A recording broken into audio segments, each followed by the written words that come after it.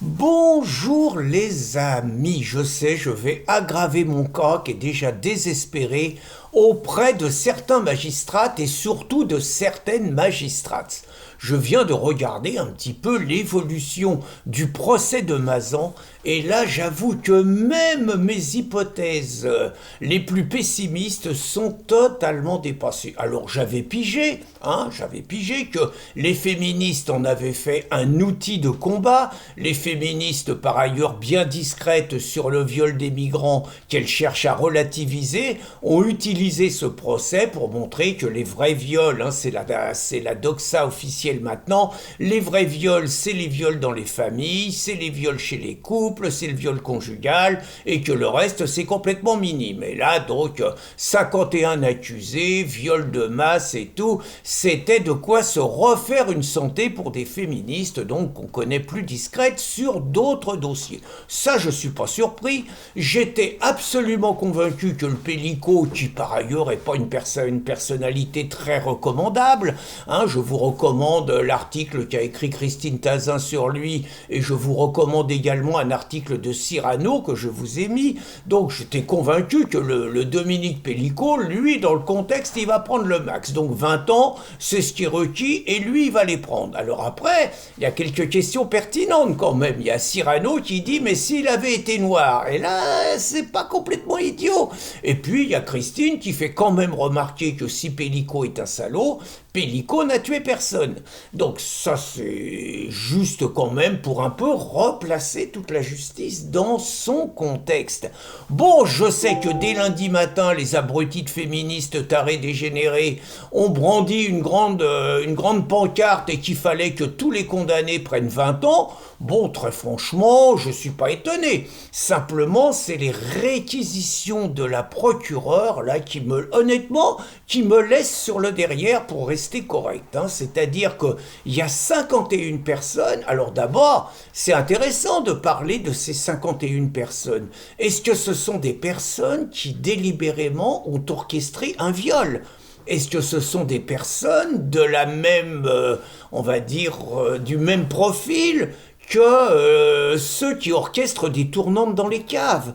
Est-ce que ce sont les mêmes personnes que ceux qui vont kidnapper une personne en l'achetant à l'arrière d'une camionnette et en l'embarquant dans un terrain vague, en violant en masse une personne innocente? Je pense pas que ces gens-là, sur ce que j'ai vu, sur ce que j'ai vu, sur ce que j'ai lu, d'abord ce sont des gens la plupart du temps d'origine modeste, ce sont des gens des milieux populaires, pas que, mais aussi, ça fait souvent des gens dans un milieu rural où il y a peut-être pas forcément comme en ville de quoi satisfaire sa libido, ses fantasmes, ses folies, parce que moi je fais partie de ceux, j'ai pas de jugement à porter sur les fantasmes, sur les folies, sur ce qui peut apparaître comme des trucs tordus à partir du moment où ils se font avec des adultes consentants et sans violence sur les adultes. Donc, moi j'ai l'impression qu'il y a beaucoup de ces personnes, qui ont un mec qui leur propose, en gros, pour reprendre les formules de Pélico,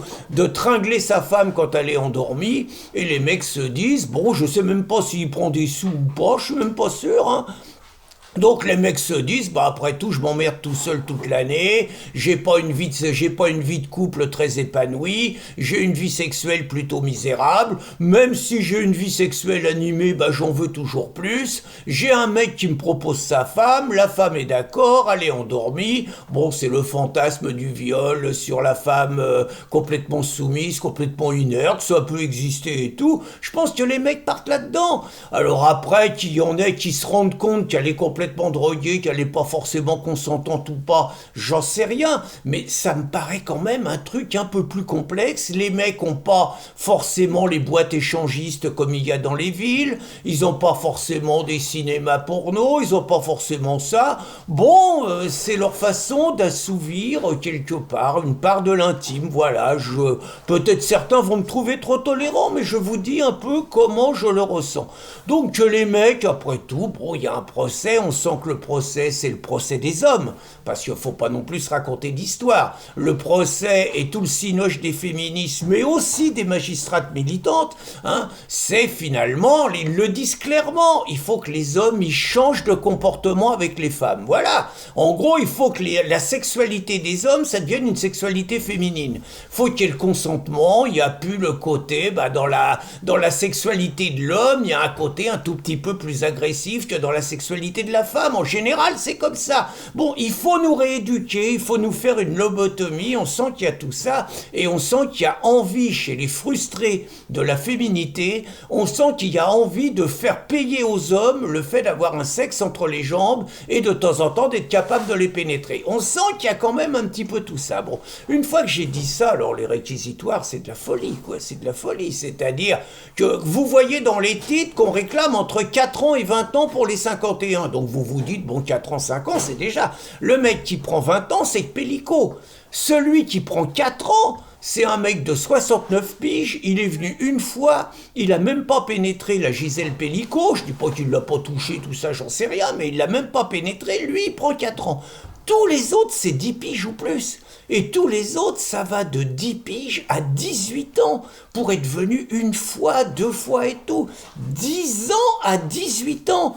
Quand on sait, par exemple, que les proxénètes de mineurs se prennent 5 ans. Quand on sait que Guerriot, le sénateur de Nantes qui a essayé de violer avec de la drogue, qui a essayé de violer la députée Josso, le mec il est toujours en liberté. Quand on sait que des assassins, je dis bien des assassins, les assassins du chauffeur de bus Montguillot, les mecs ils ont pris que 13 ans et 15 ans. Les assassins d'Axel Dorier, le mec, le salopard qui déjà est venu foutre le bordel dans une soirée anniversaire, un meuse évidemment, une racaille, hein, le mec qui a roulé sur Axel Dorier, qui l'a traîné pendant 800 mètres sous sa bagnole en disant qu'il savait pas, c'est ça, prends-nous pour des Mickey. Le mec, il prend que 12 ans.